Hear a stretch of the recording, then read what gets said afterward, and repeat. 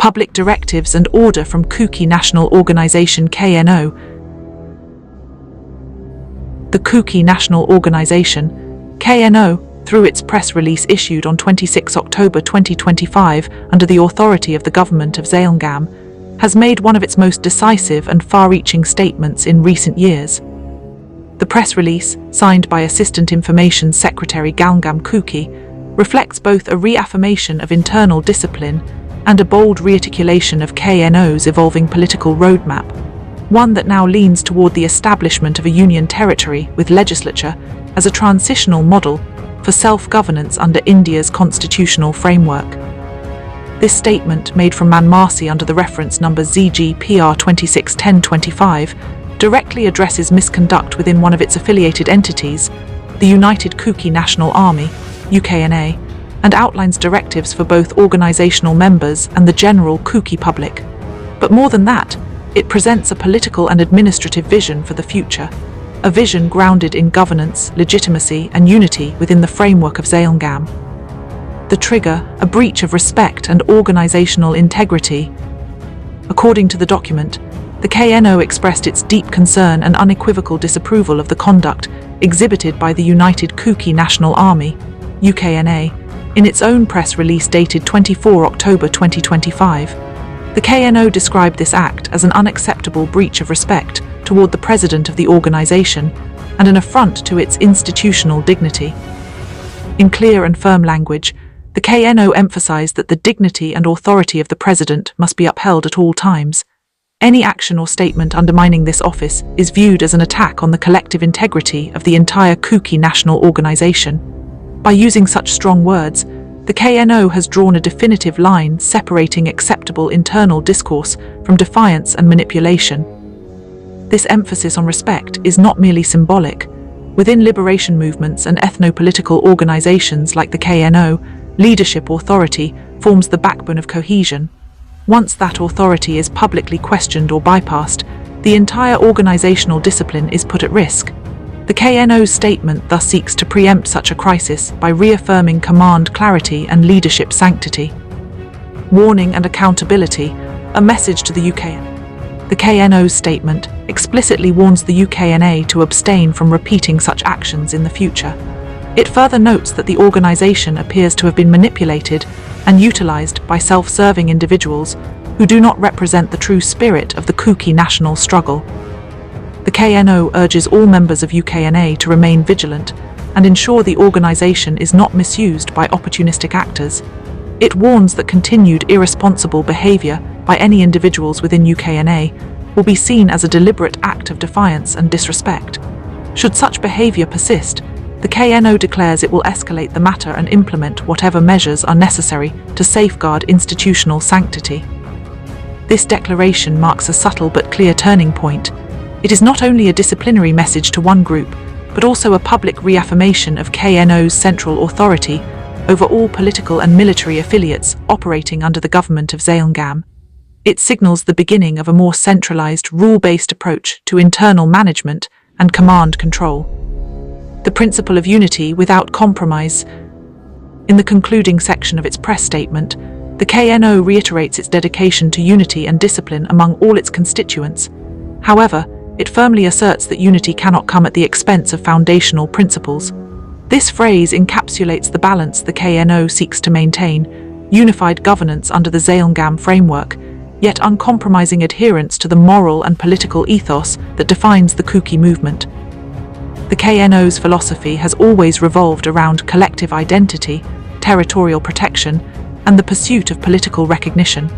By restating these commitments alongside a call for internal discipline, the organization underscores that its mission remains political and people-centric, even while addressing internal issues. Extension of the press release, directives for the public. Following the official press release, 2 additional public directives were issued to clarify the administrative expectations of the KNO government. These directives represent the KNO's evolving role as a governing authority, moving beyond resistance politics toward structured administration. Directive 1, ban on unauthorized taxation and public financial exploitation. The KNO government has categorically declared that any form of tax collection, monetary demand, or financial contribution not authorized by the KNO shall be considered illegal. The public is instructed not to respond to any such demands, regardless of who makes them, unless they are formally endorsed by the Government of Zale'Ngam. The statement further warns that the KNO will take strict action against any individual or group found indulging in unauthorized taxation or misusing the name of the KNO for personal financial gain. This is a critical move to restore public confidence and maintain ethical governance. For years, unregulated tax collection by splinter factions and self-proclaimed representatives has burdened ordinary citizens. These activities not only tarnish the organization's image, but also undermine its legitimacy as a responsible political body. By imposing this restriction, the KNO seeks to establish clear financial accountability and eliminate the misuse of authority. In essence, this directive transforms the KNO's structure from a revolutionary collective into a disciplined administrative framework resembling a proto-government. It implies that all civil and financial transactions within the Kuki-administered regions must be regulated, transparent, and in line with officially sanctioned protocols. Directive 2. Safeguarding the current political roadmap toward a union territory with Legislature. The second major directive concerns the current political roadmap of the Kuki people under the KNO's vision. The press release instructs all citizens to abstain from engaging in actions or alliances that may disrupt or contradict the ongoing political process, which is currently directed toward the establishment of a union territory with Legislature under the Kuki National Government of Zale'Ngam. This represents a notable evolution in the KNO's political strategy. Previously, the organization's long-term aspiration centered around full self-determination and recognition of ZaleNGam as a distinct homeland for the Kuki peoples. While that remains the ultimate goal, the immediate political pathway being pursued has shifted toward a pragmatic, constitutional model, one that seeks structured autonomy within the Indian Union. The vision of a union territory with its own legislature offers a political compromise that preserves administrative control and legislative participation without fully detaching from the Indian state. It mirrors the governance models of other autonomous territories, ensuring both self-rule and federal linkage. Through this directive, the KNO seeks to prevent any internal or external disruptions that could derail this ongoing negotiation process. Individuals or factions who attempt to undermine this political trajectory will be deemed as working against the collective interest of the Kuki nation.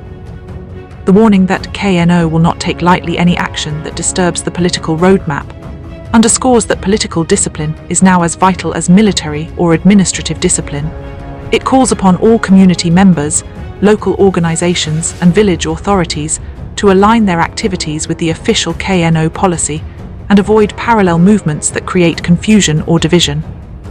Interpreting the current roadmap toward a federated self-governance model, the KNO's strategic shift toward advocating a union territory with legislature signifies an effort to harmonize its aspirations for Kuki self-governance with the constitutional realities of the Indian state. This model envisions an autonomous territory where the Kuki people would have control over local administration, legislation, land rights, and cultural preservation, while maintaining coordination with the central government in matters of defense and foreign policy. This framework could potentially serve as a bridge between the revolutionary vision of ZaleNGam and a peaceful, negotiated settlement within India's political architecture. It provides a platform for the Kukis to exercise meaningful self-rule, elect their legislative representatives, and manage their internal affairs through constitutionally sanctioned institutions. By adopting this intermediate path, the KNO demonstrates political maturity and adaptability. It acknowledges the complexities of regional geopolitics while keeping the dream of ZaleNGam alive through institutional evolution rather than isolation. Governance through legitimacy and order. The directives on unauthorized taxation and adherence to the political roadmap are not isolated administrative announcements. They represent the KNO's conscious attempt to evolve from a revolutionary front into a governing institution based on order, legitimacy, and accountability. The prohibition on unauthorized taxation is a governance tool. It protects the population from exploitation and reinforces the rule of law. The emphasis on following the official political roadmap ensures that every political and social action under the Kuki fold contributes to a single, unified vision rather than fragmented or contradictory agendas. Together, these measures aim to institutionalize governance under the ZaleNGam administration. They affirm that the KNO is not merely an armed organization, but a proto-government aspiring toward lawful statehood or territorial administration. Consolidation of authority within the KNO-KNA framework. The KNO's press release also has direct implications for the internal relationship between the political and military wings, specifically the KNO and the Kuki National Army, KNA. The incident involving the UKNA serves as a reminder that all armed components of the movement must remain subordinated to the central political leadership. The statement reaffirms that the KNA operates under the authority of the KNO's central command, and any deviation from this principle constitutes insubordination. In this sense, the press release functions as both a disciplinary memorandum and a reaffirmation of the political military structure that binds the organization together. By reasserting control, the KNO aims to prevent fragmentation among its armed units, a common challenge in ethno-national movements. Maintaining a unified command structure ensures that military actions align with political objectives and that no faction can exploit the struggle for personal or regional agendas. The role of the public in the new administrative framework. One of the key takeaways from the press release is the renewed emphasis on public responsibility. The KNO acknowledges that the strength of the Kuki movement lies not only in its leadership or army, but also in the disciplined participation of its people. The directives directed toward civilians mark a shift toward participatory governance. The public is now expected to play an active role in supporting lawful governance under ZaleNGam. By refusing unauthorized taxation, respecting political discipline, and aligning with the Union Territory Roadmap, ordinary citizens become partners in nation-building rather than passive spectators. This participatory model could also enhance transparency and accountability within the KNO's administration. By establishing a clear line of communication between the government and the people, the organization strengthens its legitimacy as a representative body. The broader political implications. The KNO's 2025 statement must be viewed against the backdrop of the ongoing ethnic and political instability in Manipur. While the valley continues to experience conflict between Meitei and Kuki-Zo groups, the KNO's press release positions the Kuki movement as seeking administrative stability rather than perpetual confrontation. By advocating a union territory with legislature, the KNO offers a structured political solution to the ongoing crisis. It reframes the Kuki cause not as separatist, but as a quest for equal recognition and constitutional inclusion. This nuanced positioning could potentially open new channels for dialogue with the central government and civil society groups. Institutionalization of ZaleNGam from vision to governance. The Government of Zale'Ngam, as envisioned by the KNO, is now moving from being a symbolic authority to an institutional one. The use of official references, signatures, and formal communication structures reflects an emerging bureaucratic framework. This mirrors the functioning of early-state prototypes seen in other global liberation movements transitioning toward governance. By issuing public directives, the KNO is establishing a functional social contract between the leadership and its citizens. It ensures that both the authority and the governed operate within defined rules, a key hallmark of political maturity and governance readiness. Challenges ahead. Despite these positive developments, several challenges remain. Ensuring compliance across diverse territories, managing differences among affiliated organizations, and preventing the resurgence of internal rivalries will test the KNO's leadership capacity. The success of the Union Territory proposal will depend on sustained negotiation with both the Indian government and allied groups within the broader Kuki-Zo framework. Moreover, the implementation of lawful taxation, governance reforms, and communication mechanisms requires administrative infrastructure. Building such institutions in conflict-affected regions will take time, patience, and coordination with humanitarian and civil bodies. A moment of political maturity. The October 2025 press release marks a moment of political maturity for the KNO. It demonstrates that the movement is not only aware of its internal challenges, but also prepared to reform itself to meet modern standards of governance. The disciplinary stance toward UKNA, the directives to the public, and the adoption of a realistic political roadmap all signal a deliberate shift toward structured leadership.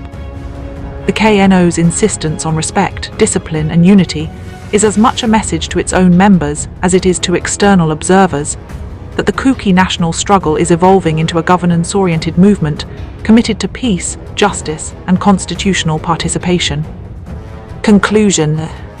The Kuki National Organization's press release of 26 October 2025 represents far more than an internal disciplinary measure. It is a comprehensive reaffirmation of governance principles, public ethics, and political direction. It marks a critical transition point in the KNO's journey from resistance to responsible administration.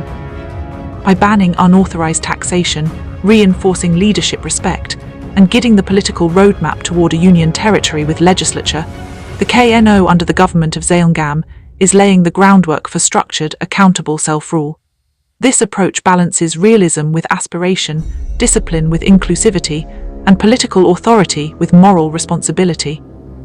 If effectively implemented, these policies could redefine the Kuki political movement for the next generation, anchoring it not merely in identity and resistance, but in governance, order, and democratic participation within a federal framework. Sources: 1. Official press release, Kuki National Organization, Government of Zale'Ngam, Ref No.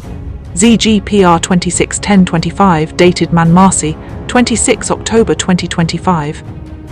2. Kuki National Army, KNA, Internal Communications and Administrative Directives, October 2025. 3. Regional News Archives, EPOW, Info Free Press and Frontier Chronicle, October 2025. 4. Interviews and documentation verified by ZaleNGam Media Research Unit, October 2025. Disclaimer. The above analysis is prepared and published by ZaleNGam Media for informational and educational purposes only. It does not constitute or imply any endorsement or representation by the Kuki National Organization or its affiliates. The content is based on publicly available press statements and verified documents. Readers are encouraged to consult official KNO releases for formal references and positions.